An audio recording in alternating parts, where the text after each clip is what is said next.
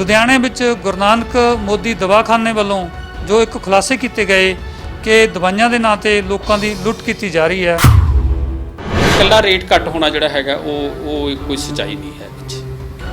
ਔਰ ਇਹ ਵੀ ਨਹੀਂ ਹੈ ਕਿ ਉੱਥੇ ਸਿਰਫ 5-7-10 ਦਵਾਈਆਂ ਹੀ ਹੈਗੀਆਂ ਨੇ, ਹੋਰ ਵੀ ਦਵਾਈਆਂ ਜਿਹੜੀਆਂ ਕਾਊਂਟਰ ਦੇ ਉੱਤੇ ਪਈਆਂ ਹੋਈਆਂ ਨੇ, ਉਹਦੇ ਬਾਰੇ ਕੋਈ ਨਹੀਂ ਬੋਲਦਾ ਵਿੱਚ। ਜਿਹੜੀ ਇੱਕ ਗੱਲ ਜਿਹੜੀ ਹੈਗੀ ਹੈ, ਜਿਹੜੀ ਸਾਹਮਣੇ ਨਜ਼ਰ ਆਉਂਦੀ ਆ, ਉਹ ਇਹ ਹੈ ਕਿ ਜਦੋਂ ਵੀ ਕਿਤੇ ਰੇਟ ਜਿਹੜਾ ਹੈਗਾ ਉਹ ਘੱਟ ਹੋਏਗਾ ਜਿੱਥੇ, ਉਹ ਲੋਕਾਂ ਦੀ ਅਟਰੈਕਸ਼ਨ ਦਾ ਕਾਰਨ। ਕਈ ਸਾਲ ਤੋਂ ਰੌਲਾ ਪੈ ਰਿਹਾ, 25-30 ਸਾਲ ਤਾਂ ਮੈਨੂੰ ਸੁਣਦੇ ਨੂੰ ਹੋ ਗਏ, ਜੇ ਸਰਕਾਰ ਇੱਧਰ ਧਿਆਨ ਕਿਉਂ ਨਹੀਂ ਦਿੰਦੀ ਕਿ ਘੱਟੋ ਘੱਟ ਜਿਹੜੀ ਜੈਨਰਿਕ ਦਵਾਈ ਆ ਉਹ ਮਾਰਕੀਟ 'ਚ ਆਵੇ, ਜਾਂ ਘੱਟੋ ਘੱਟ ਉਹ ਸਾਰੀਆਂ ਦਵਾਈਆਂ ਦਾ ਰੇਟ ਇੱਕੋ ਹੋਵੇ।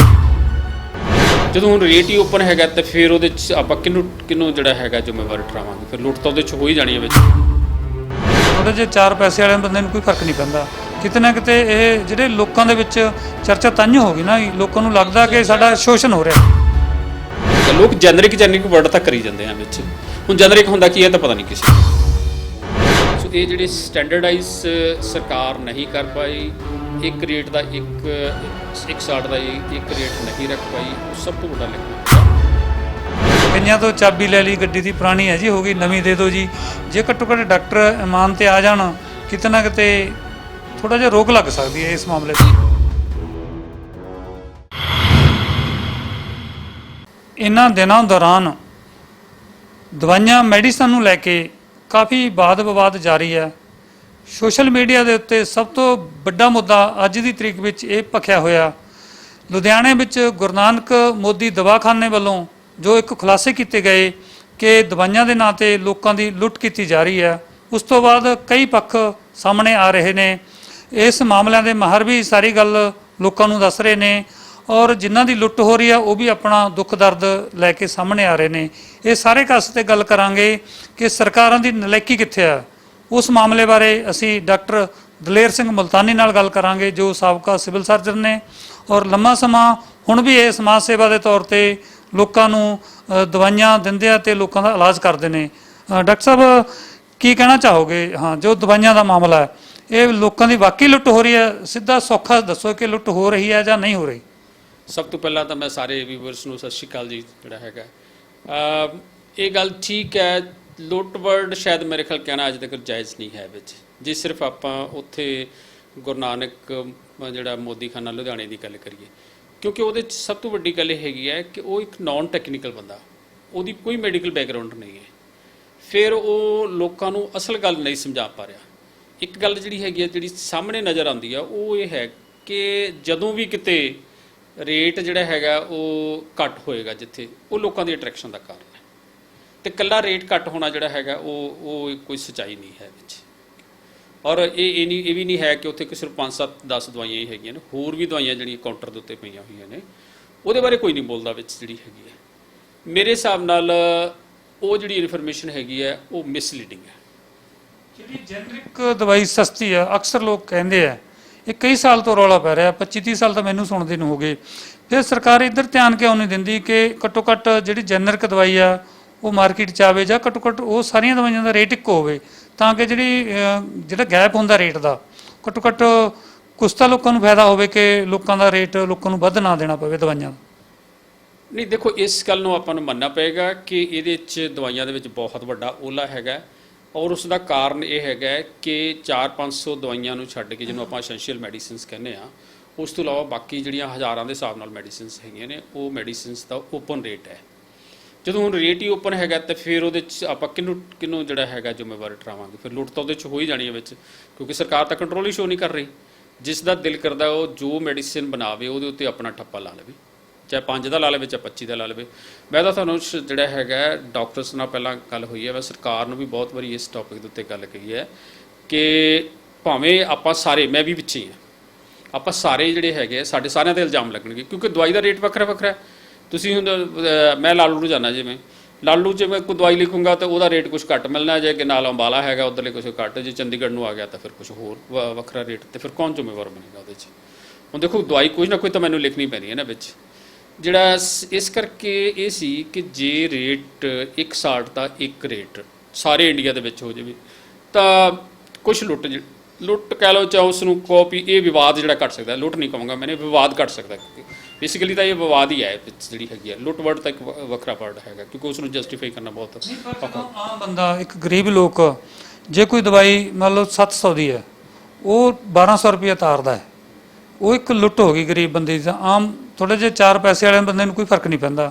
ਕਿਤੇ ਨਾ ਕਿਤੇ ਇਹ ਜਿਹੜੇ ਲੋਕਾਂ ਦੇ ਵਿੱਚ ਚਰਚਾ ਤਾਂਹੀਓ ਹੋ ਗਈ ਨਾ, ਲੋਕਾਂ ਨੂੰ ਲੱਗਦਾ ਕਿ ਸਾਡਾ ਸ਼ੋਸ਼ਣ ਹੋ ਰਿਹਾ। ਚਰਚਾ ਦਾ ਵਿਸ਼ਾ ਇਹ ਬਿਲਕੁਲ ਗੰਭੀਰ ਵਿਸ਼ਾ ਹੈਗਾ ਔਰ ਠੀਕ ਵਿਸ਼ਾ ਹੈਗਾ, ਲੇਕਿਨ ਉਹਦੇ ਫੈਕਟਸ ਠੀਕ ਨਹੀਂ ਹੈ।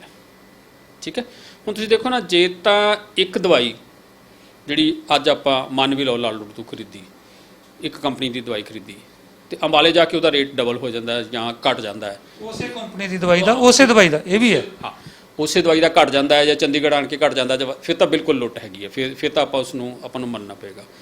ਪਰ ਜੇ ਉਹ ਦਵਾਈ ਅੱਜ ਇੱਕ ਜਿਹੜੀ ਉਹਦੀ ਕੰਪੋਜੀਸ਼ਨ ਹੈਗੀ ਹੈ, ਉਹ ਕੰਪੋਜੀਸ਼ਨ ਦੇ ਨਾਲ ਕਿਸੇ ਹੋਰ ਕੰਪਨੀ ਕੰਪੋਜੀਸ਼ਨ ਬਣਾਉਂਦੀ ਹੈ ਵਿੱਚ ਜਿਹੜਾ ਹੈਗਾ, ਤਾਂ ਫਿਰ ਉਹਦੇ 'ਚ ਕੋਈ ਚੇਂਜ ਆਉਂਦੀ ਹੈ ਤਾਂ ਫਿਰ ਉਸ ਨੂੰ ਲੁੱਟ ਨਹੀਂ ਮੰਨਿਆ ਜਾਊਗਾ ਵਿੱਚ। ਠੀਕ ਹੈ, ਹਾਂ, ਨਾ ਤਾਂ ਫਿਰ ਉਹ ਲੁੱਟ ਜਿਹੜੀ ਹੈਗੀ ਹੈ ਕਿਸੇ ਡਾਕਟਰ 'ਤੇ ਇਲਜ਼ਾਮ ਲੱਗੇਗਾ, ਨਾ ਹੀ ਫਿਰ ਉਸ ਲੁੱਟ ਦਾ ਕਿਸੇ ਕੈਮਿਸਟ 'ਤੇ ਇਲਜ਼ਾਮ ਲੱਗੇਗਾ। ਉਸ ਲੁੱਟ ਦਾ ਇਲਜ਼ਾਮ ਫਿਰ ਲੱਗੇਗਾ ਸਰਕਾਰ ਉੱਤੇ, ਕਿਉਂਕਿ ਸਰਕਾਰ ਉਹਦੇ 'ਤੇ ਕੰਟਰੋਲ ਨਹੀਂ ਨਾ ਕਰ ਰਹੀ ਵਿੱਚ ਜਿਹੜੀ ਹੈਗੀ ਹੈ।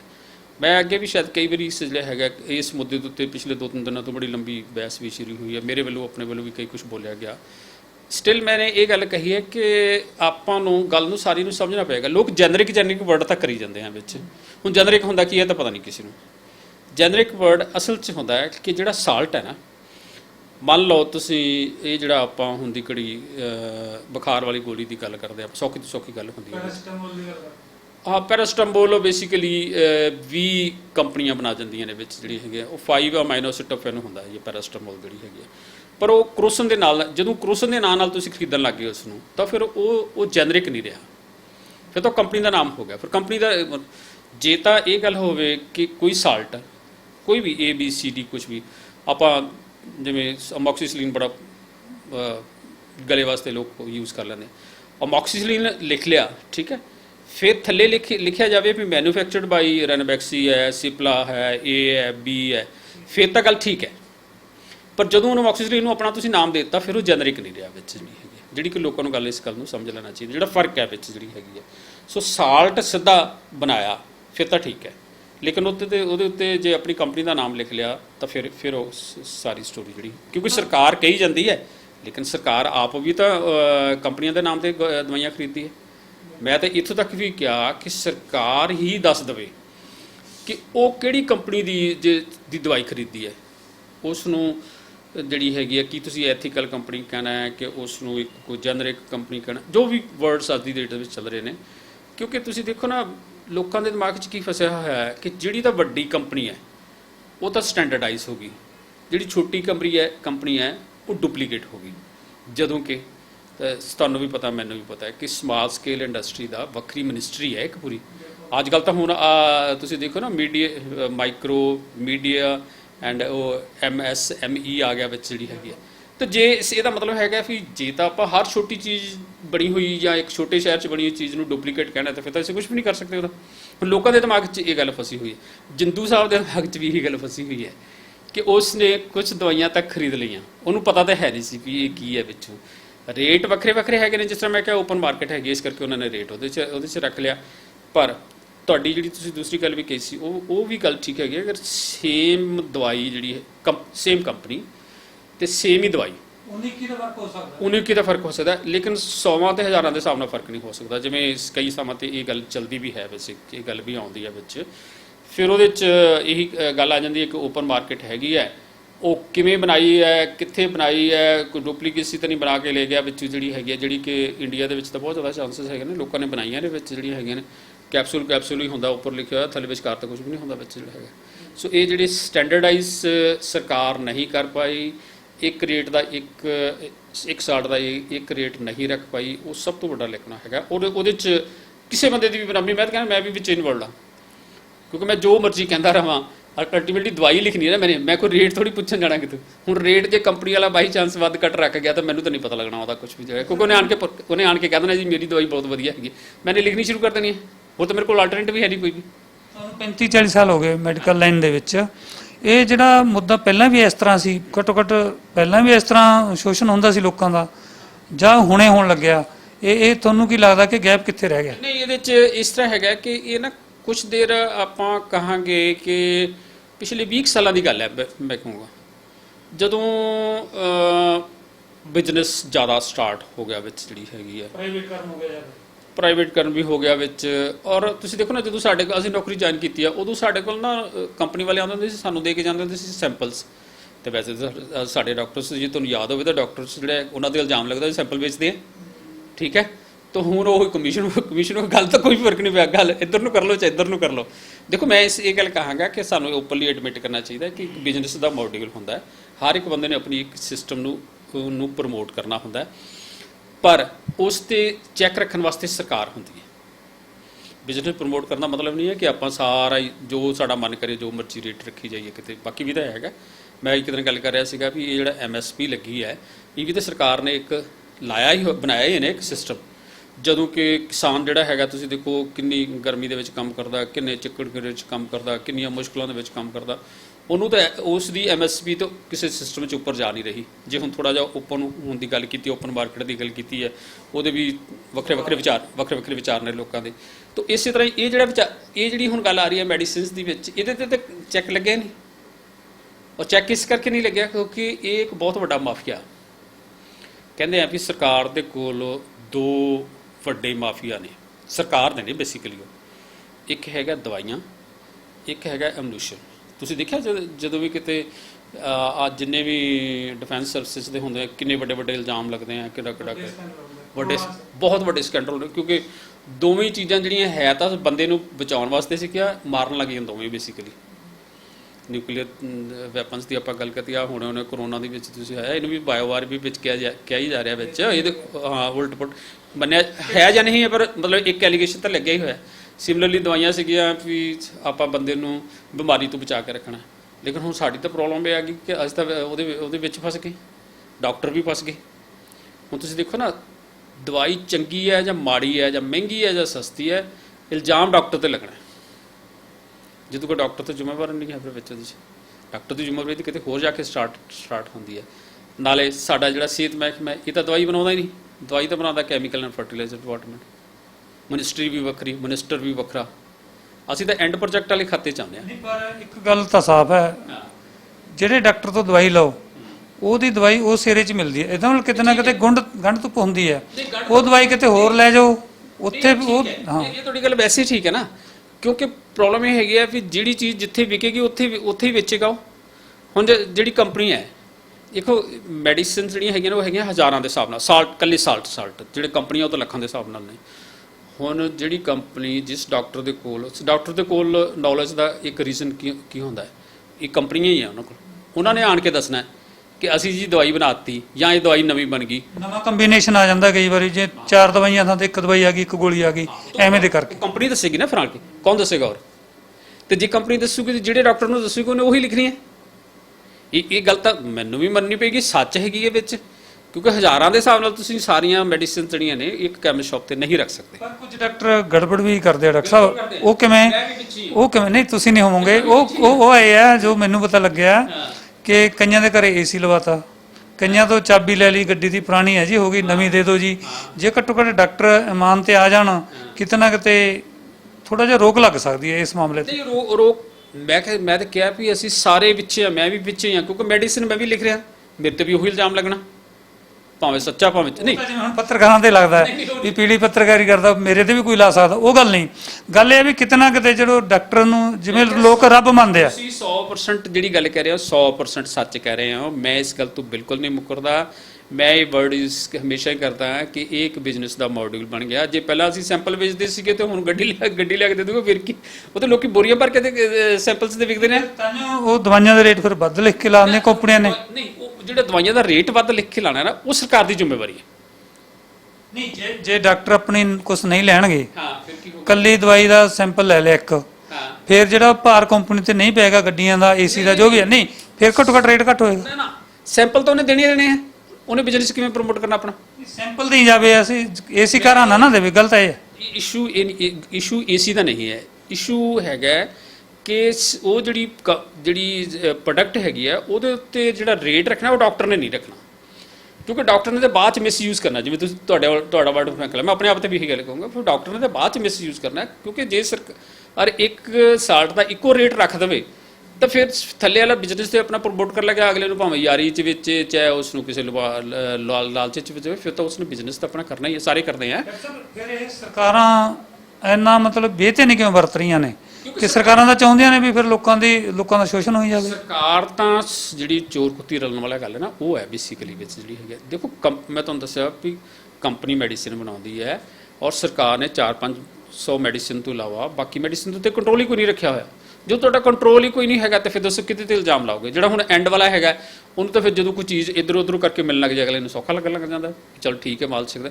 ਸਾਡੇ ਤੇ ਜਿਹੜਾ ਇਲਜ਼ਾਮ ਲੱਗਣਾ ਚਾਹੀਦਾ ਡਾਕਟਰਸ ਨਾ, ਜਾਂ ਜਿਹੜਾ ਜਾਇਜ਼ ਗੱਲ ਹੈਗੀ ਆ ਉਹ ਇਹ ਹੈਗੀ ਹੈ ਕਿ ਜਿਹੜਾ ਉਹਦੇ 'ਚ ਆਪਣਾ ਜਦੋਂ ਅਸੀਂ ਦਵਾਈ ਲਿਖਦੇ ਆ ਨਾ ਉਹਦੇ 'ਚ ਵਾਧਾ ਘਾਟਾ ਹੋ ਜਾਂਦਾ, ਉਹਦੇ 'ਚ ਵਾਧਾ ਘਾਟਾ ਹੋ ਜਾਂਦਾ। ਨਹੀਂ, ਪਰ ਜਿਸ ਤਰ੍ਹਾਂ ਦਵਾਈਆਂ ਦੇ ਮਾਮਲੇ ਦੀ ਆਪਾਂ ਗੱਲ ਕਰ ਰਹੇ ਹਾਂ, ਜੇ ਸਰਕਾਰ ਵਾਕਈ ਧਾਰ ਲਵੇ ਕਿ ਰੇਟ ਦੇ ਮਾਮਲੇ 'ਚ ਕੋਈ ਤੇ ਗੜਬੜ ਤਾਂ ਕਿਤੇ ਨਾ ਕਿਤੇ ਫਿਰ ਹੈਗੀ ਹੈ ਸਰਕਾਰ ਵੱਲੋਂ ਜਾਂ ਕੰਪਨੀਆਂ ਵੱਲੋਂ। ਨਹੀਂ, ਮੈਂ ਤਾਂ ਸਿਰਫ ਜਿਹੜਾ ਹੈਗਾ ਨਾ ਜੁੱਤੀਆਂ ਖਾਣ ਦਾ ਹੱਕਦਾਰ ਨਹੀਂ ਹਾਂ, ਐਂਡ 'ਚ ਜ਼ਿੰਮੇਵਾਰ ਸਰਕਾਰ ਹੈ।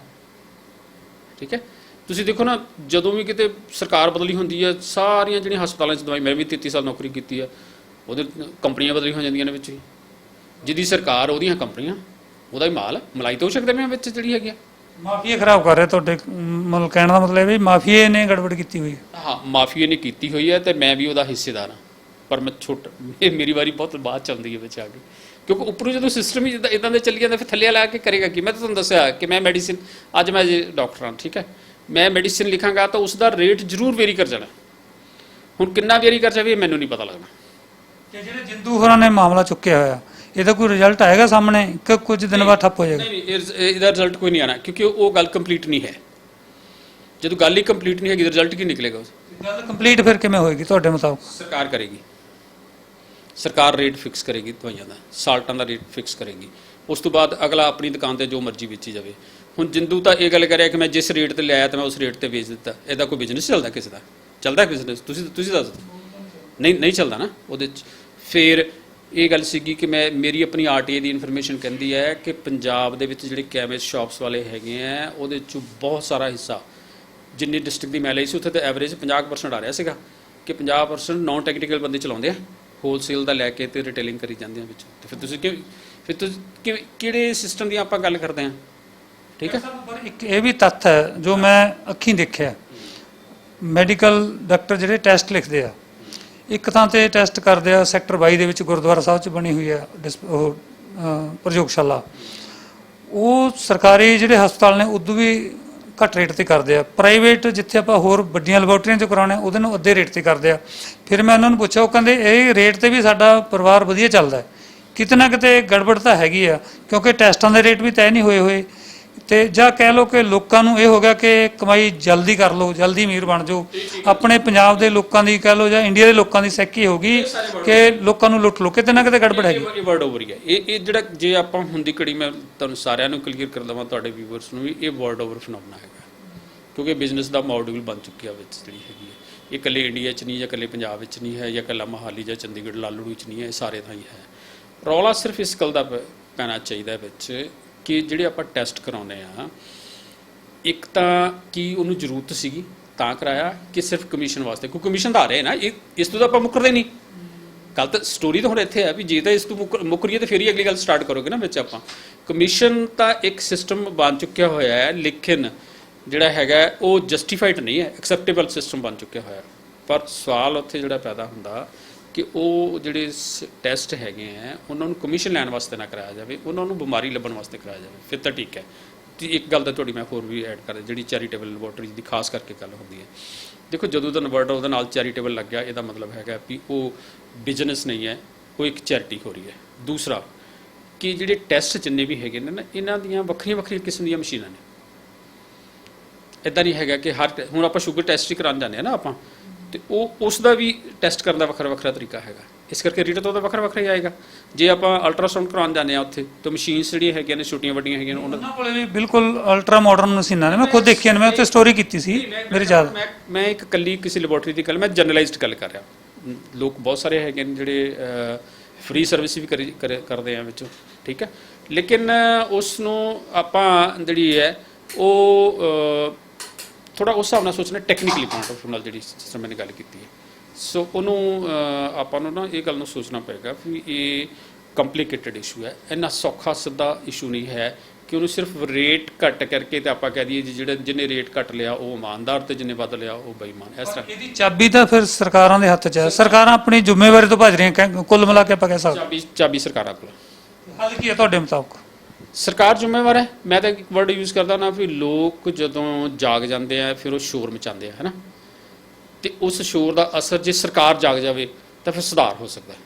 ਅੱਜ ਵੀ ਹੁਣ ਇਸ਼ੂ ਇਹ ਬਣਿਆ, ਸੱਚਾ ਹੋਇਆ ਝੂਠਾ ਹੋਇਆ, ਮੈਂ ਫਿਰ ਵੀ ਕ੍ਰੈਡਿਟ ਜਿੰਦੂ ਦੇ ਖਾਤੇ 'ਚ ਕੁਛ ਨਾ ਕੁਛ ਤਾਂ ਜਾਏਗਾ ਹੀ ਨਾ ਵਿੱਚ। ਸ਼ੁਰੂ ਤਾਂ ਹੋਈ ਹੈ ਨਾ, ਭਾਵੇਂ ਕੁਝ ਜਿਸ ਤਰ੍ਹਾਂ ਮਰਜ਼ੀ ਸ਼ੁਰੂ ਹੋਈ, ਲੇਕਿਨ ਸ਼ੁਰੂ ਹੋ ਗਈ।